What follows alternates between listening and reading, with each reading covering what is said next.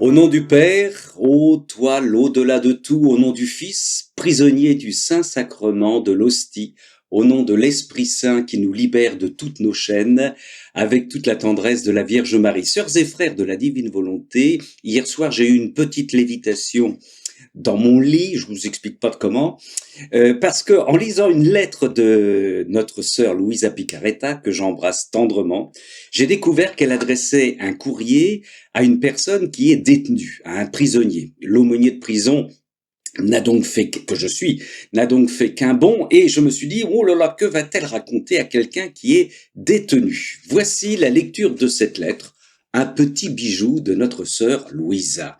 C'est à Vincent Messina, qui est incarcéré à la prison de Favignana, Trapani.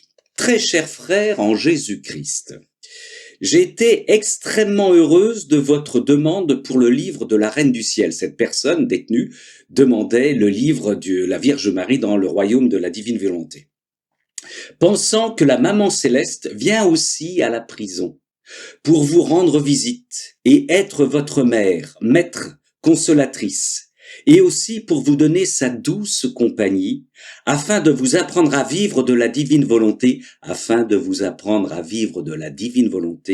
et à former en prison aussi le royaume de la volition divine. Merveilleux.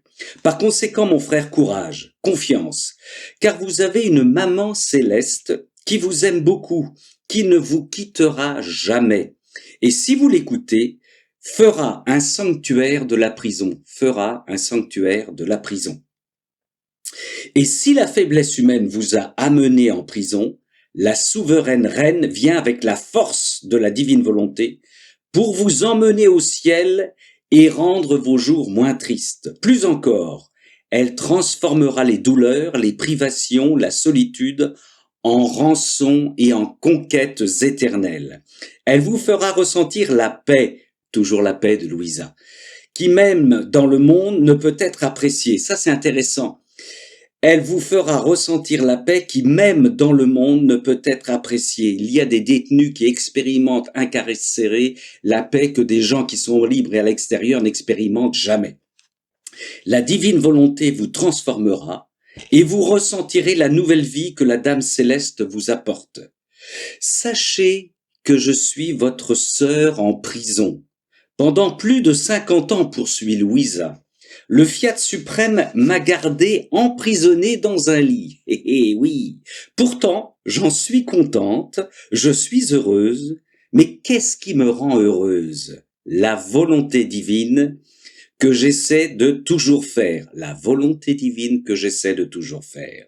Vous aussi, vous pouvez être heureux si vous faites la volonté divine. Je vous le redis, sœurs et frères, vous aussi, vous pouvez être heureux si vous faites la volonté divine. Oh, comme cela changera votre amertume. Vous ressentirez une véritable force divine qui soulagera votre état douloureux. Ne négligez jamais le rosaire à la Mère Céleste et si vous le pouvez, soyez missionnaire en prison, en faisant savoir que la Reine du Ciel veut visiter tous les prisonniers pour leur faire le don de la divine volonté.